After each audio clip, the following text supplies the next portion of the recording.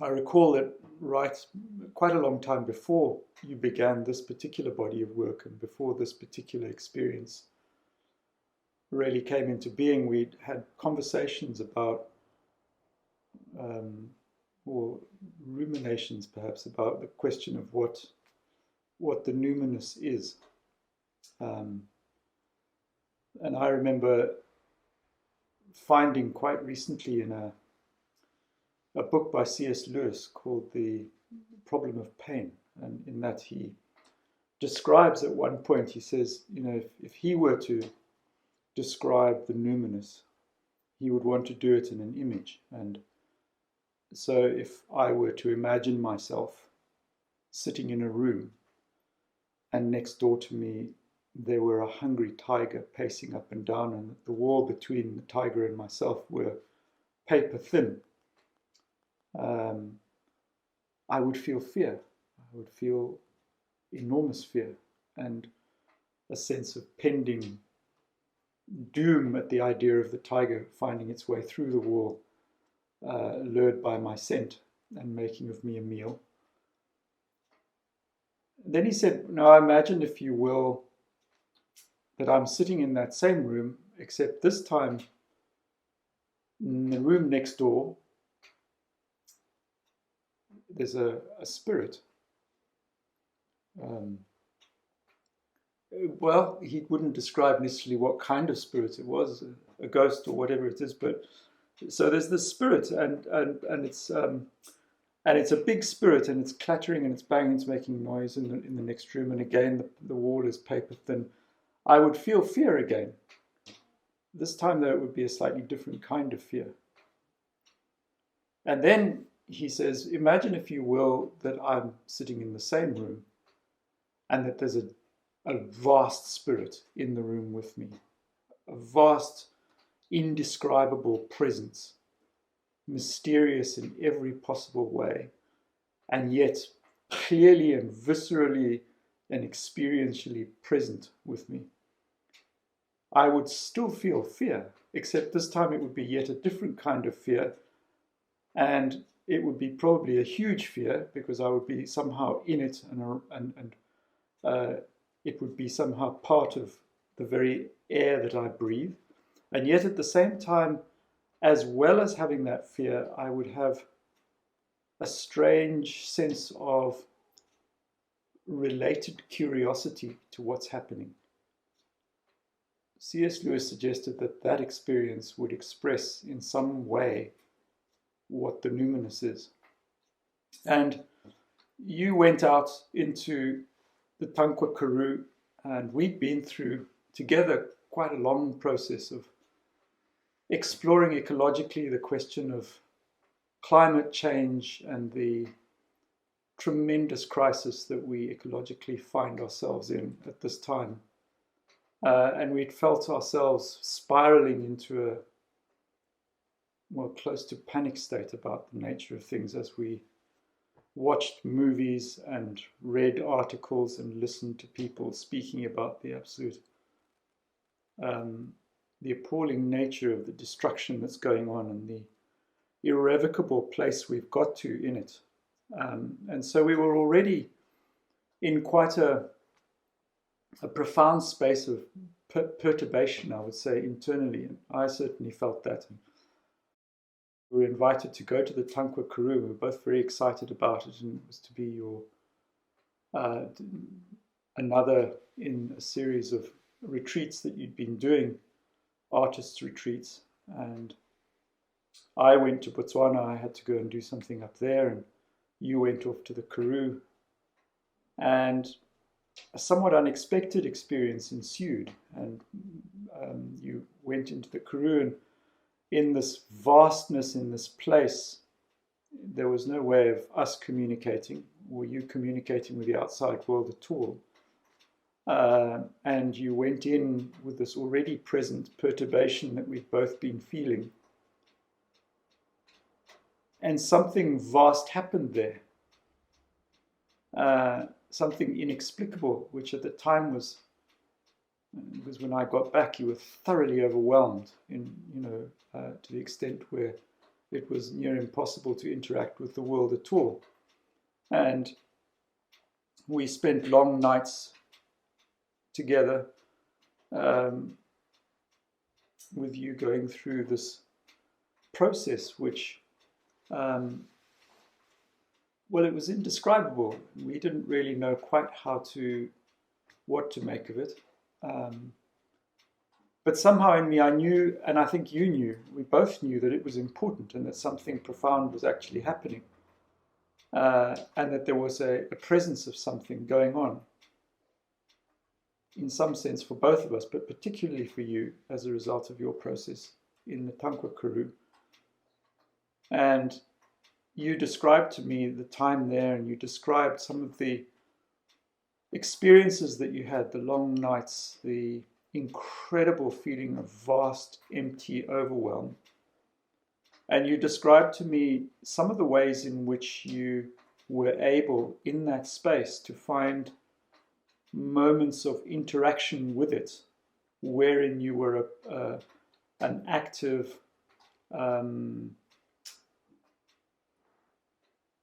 should I say, lucid participant in what was happening. So you had a couple of processes which were filmed, and you described these to me, and I found them very moving in your description.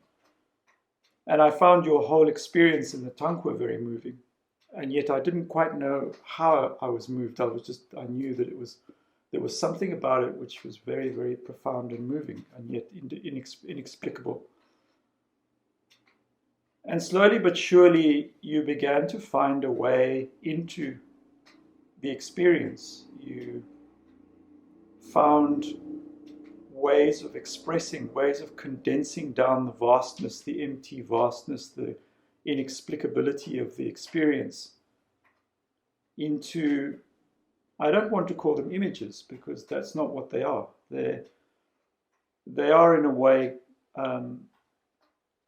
they're incantations of a sort. They're descriptions, but also invocations, in as much as descriptions, encapsulated in a series of works over the year and a bit, almost 2 years now, that you've been integrating this process and slowly finding your place with it, and how this process has then at the same time interplayed between the two of us and our conversations and our discussions and our own pursuits of the existential, and particularly of this inexplicable quality we call numinous. Repeated marks which take the form of prayers and interactions. And all of this comes together here in this exhibition. It comes together, and as soon as I walked in here, all of that came to life. It all came present, and I experienced in that moment the whole of what that process has been so far for both you and me, because I feel it's been integral to both of us in different ways, and I feel that your particular mode of art making, let's call it for the time being, but also of ceremony, of ritualization, of prayer, of invocation, of immersion, has been profoundly effective in its bringing of something so utterly inarticulable into a concentrated place where others who come into that space are in some way brought into a glimpse of that same experience. And for me, that expresses what I understand to be the meaning of medicine. When that inarticulable vastness of experience of life, of the universe, of creation, of existence at all, can somehow be offered in integrable form, in other words, to bring more of that wholeness present within us, that's medicine. And so for me, this exhibition is a profound example of medicine. Your medicine in terms of what you went through and how you've integrated it, my medicine in terms of how I've participated in that as your partner, and medicine for those who come, who are open to being touched by the taking of that medicine, by being in that presence, by being in that place, by witnessing, by participating in the interactions that you present there. It's a transformative, powerful medicinal experience. Given all that you've gone through, given all that's happened, given the making process you've been through, and not so much in a culminative way, but in just a kind of a mark of where you are now. I'd be very interested to know where you are now with it all. It's a very difficult and complex question to answer, but one of the things that I thought and expressed was that if you look at my film Reën Dance, which means rain dance, in that film, at that time I was drawing a circle around myself, and the light of the sun was highlighting the dust as I was dragging the stick through the surface of the desert. And it was this desperate, repetitive attempt to create a sense of containment within that vastness. And when I look at that ritual now, also after having gone back to the Tankwa and being in the vastness, in the middle of the desert, right through the night, putting myself in that vulnerable place of sitting in the dark in the desert, now I know that that circle is around me at all times. The circle has become an internal circle of containment, just being okay in the world. And that I remember in that time I heard this voice, also an internal voice, but which I ascribe to the earth, saying, "I've got you through gravity." And that's actually a wonderful way to describe how I feel now. I feel like the earth is holding me through gravity. That's the evidence that I am fine and that the earth wants me and holds me and that I'm meant to be here.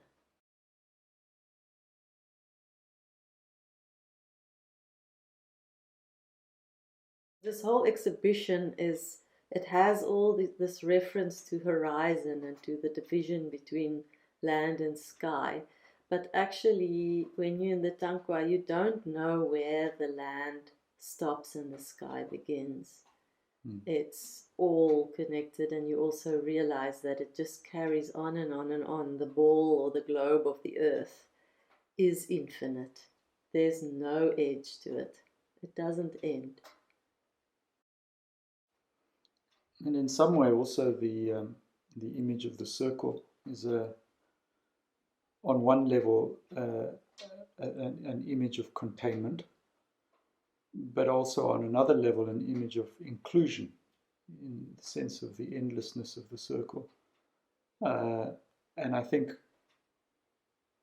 in any circumstance we find ourselves in, there's this polarity of what we experience as, well, perhaps in this instance, overwhelming darkness, incredible vulnerability, dreaded fear,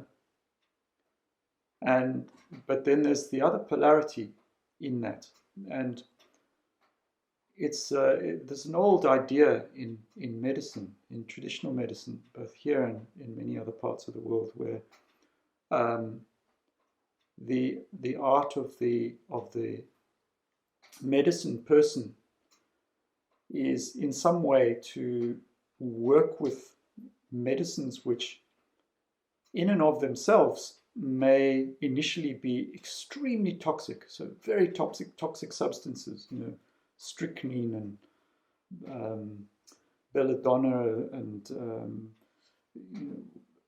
other substances which occur, which are part of plants, for example, that are used, and somehow initially to articulate the division in them between the extremely toxic and the fundamentally medicinal, or the extremely seemingly degenerative and the potently regenerative within the same medicinal substance. And in that articulation to then be able to bring the medicine into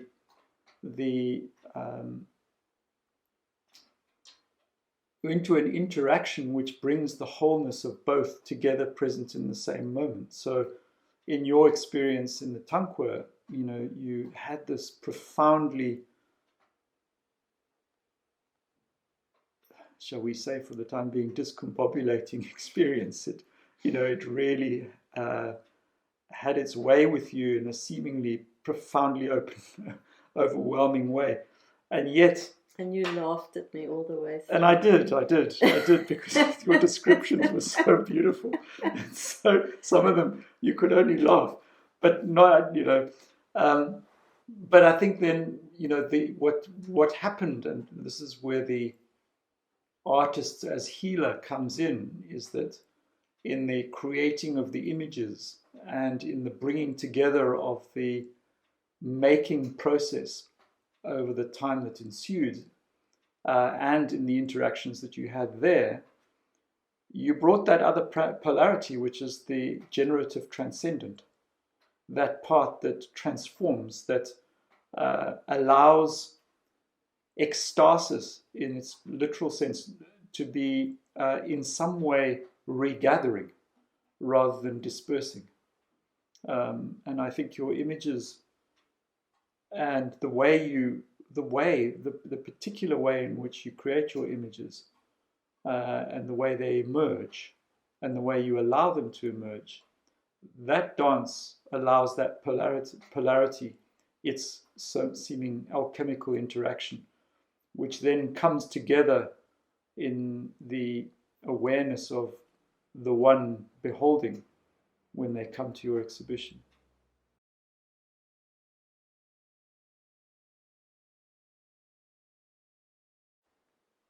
If I had to describe a feeling, because intellectually I can't grasp it yet, but if I had to describe a feeling, I would say that I feel a massive relief and a lightness, as if I have taken off into the sky. That moment when you break through the clouds and you're just above the clouds, and now you're in that space between Earth and the rest of the universe. I feel like I'm hovering there at the moment, and like all the heaviness and the earth-boundedness has left me. And so I'm finding that I'm orbiting around the globe in a kind of a very air-like way. And I know it all sounds very strange, but I'm describing a feeling. And the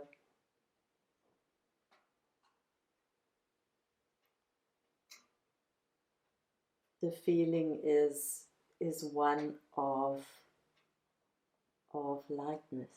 And when I go to my show, I was expecting this heavy show with all my spells and my prayers and my angst.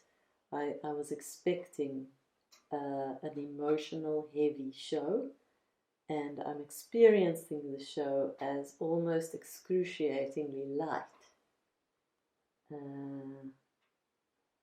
Difficult to hold on to. Image that meets you as you come up the stairway, which feels like a view of Earth from space, inverted, wherein, and it's painted in ochre, which I find very profound as well, hints at what I have been very excited about, and that seems to be a new emerging theme in your work, which is the Earth from space and space in general, and this, but doing it in ochre, wherein, you know, it's this wonderful juxtaposition of the Earth itself, almost self-reflecting back on herself, and but in this incredibly light way as well. There's an ethereality to it, and you've been producing a number of images now, which that particular image hints at, and which I think foretells or adumbrates a very exciting component of your work, which for me, as merely as the witness, as describing how I'm relating to what's happening, really somehow does express exactly what I've heard you just say around this lightness and this transcendent ethereality that seems to be coming in. You're still using the same media, you're still drawing from the same profoundly grounded earth-based ochres and soils and the nature of Earth herself, but in that way, at the same time, taking it into an expression of this, the only way I can describe it as transcendent ethereality, which I think is one of the profound expressions I would attribute to any experience I've had of what I conceive to be the numinous. The numinous at once has this profoundly visceral aspect to it, which grinds and pastes the body in its corporality, but at the same time, through that, pounds the spirit into liberation in some way, into ecstasis, out of the body, into the transcendent. And the two are fundamentally part of each other and come together as this expression of numinosity.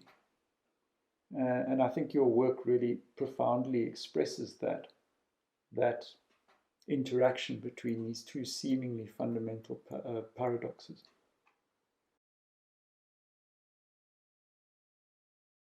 My previous show was all about water, and I felt very much in the element of water for a very long time. But when I got to the desert, there was no water. It was so dry.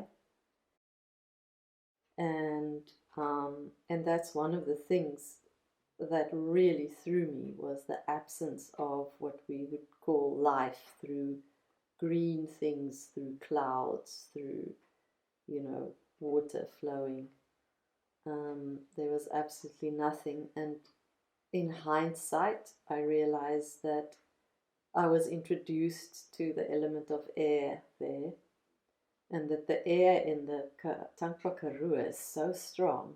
The air in terms of the element, not in terms of the air that you breathe. I'm talking about the experience of the element of air. It was so strong, and I'm so it's foreign to me. And so I think the last year's experience was a kind of a rising into air from water, so that I can understand air better. And water has some substance, so when you're working with water, it has resistance and substance, and you can feel it. Whereas air, there's nothing to hold on to. It feels infinite. You know, I'm struck in both your paintings and your description of this sense of absence, so that you speak about the absence of water. And in your paintings, there are areas in your paintings where you very specifically capture, I would feel, the sense of absence by just not, having the paper or the canvas showing through at that place where there are no marks. But it's fundamentally integral to the marks that make up the whole work. And the vast emptiness of the Tankwa Karoo is, in some overt sense, an expression of absence. But of course, the expression of absence is and becomes a projection of the expression of totality. For within the emptiness, as many traditions point out, there is the totality of all existence. So again, we find ourselves in this strange juxtaposition between what is not and what is, and how the two come together to create a totality.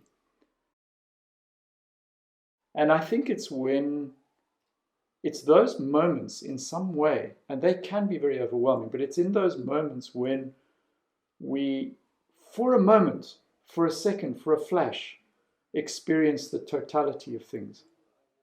When those two come together in a way, or when polarities merge, and something happens, some kind of a coming together happens. And in that moment, we might call that moment a numinous moment, because in some way we're thrown into an experience of the totality of things in the most unlikely ways, in the vastness of something which invokes infinity in us, in the way in which something that we're experiencing invokes all that is absent, and yet all that in that absence is present. And I think your works play with that juxtaposition very profoundly and invoke it in the viewer, and certainly in me.